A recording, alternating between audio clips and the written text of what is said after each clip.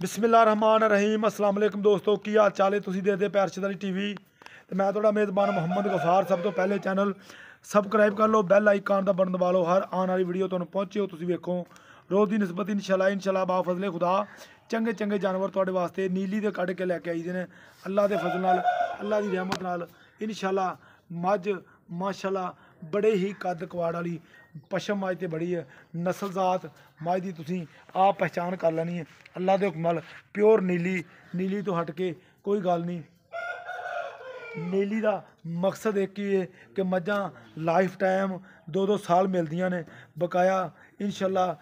दुध पुत्र नसीब का ही हुंदा बकाया। तुहाडे सामने दूजा वारा ये सूई है मझ इंशाल्लाह बकाया। भा अकबर नूं सारे मामलात सारियां गल्लां पुछांगे। सलाम अलैकुम भाई अकबर, की हाल? ठीक है, बड़े दिनों बाद आया स्क्रीन ते यार। हाँ इवें ही आ। अच्छा भाई अकबर मैनू ये गल दसी भी अपना अल्लाह तेरा भला करे किन्ने दिनों की सूई है? सूई तेरे को ही आन के ना तेरे को सूई आ 3 दिन हो गए सूई नूं। सूआ किनवा?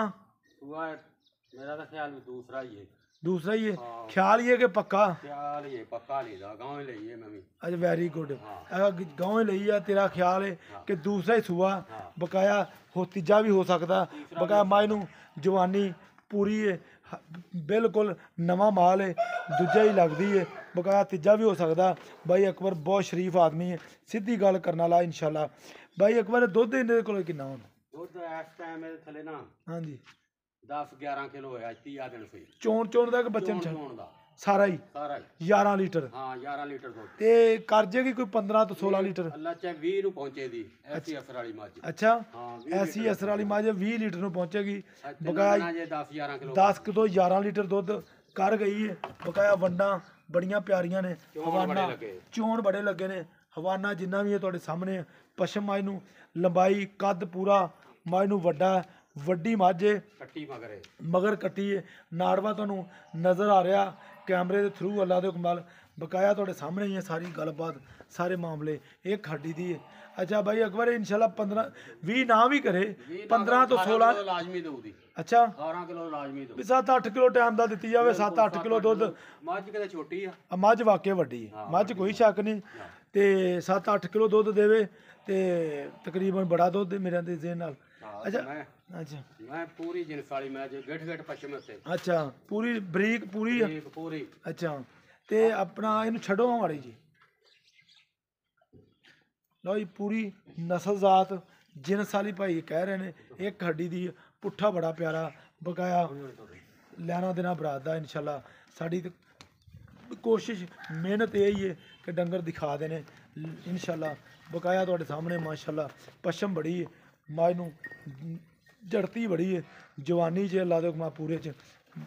भाई अकबर ये 15 तो 16 लीटर भी दुध दी जाए मेरे कहने नाल तो दुध बड़ा 15-16 लीटर ही दुध बड़ा वा। 15-16 लीटर बहुत ਹੁੰਦਾ पर मैं ना जिवें दुद्धों उतरी है ना बिल्कुल करेगी 18 किलो दूध करेगी। करेगी। अच्छा पक्का मुੱਲ दसी ज्यादा ना मंगी? ज्यादा ना मंगा। हाँ पक्का मार्केट के हिसाब नाल ਬੋਲੇ ਦਾ 3,80,000 रुपये। 3,80,000 यार पक्का मुੱਲ मंग जायज ही रोजी रख के बस ऊंच नीच होवे मझ। 4 ਮੰਗਦਾ ਸੀ ਜਾਇਜ਼ ਜਿਹਾ ਮੰਗਿਆ। अच्छा कोई मोहब्बत ਕੋਈ ਮੁਹੱਬਤ ਕਰ ਲਾਂਗੇ ਥੋੜੀ ਬਹੁਤੀ कर लेगा ਕਰ ਲਾਂਗੇ जो कोई आवेगा तो कर लेगा इंशाल्लाह। ਕਰ ਲਾਂਗੇ। अच्छा मैं छोटे नंबर दस दिया था। 0303 हाँ 30 हाँ जी 5712 0303 3 0 57 12 ये मुंडे का नंबर है अकबर दे दा।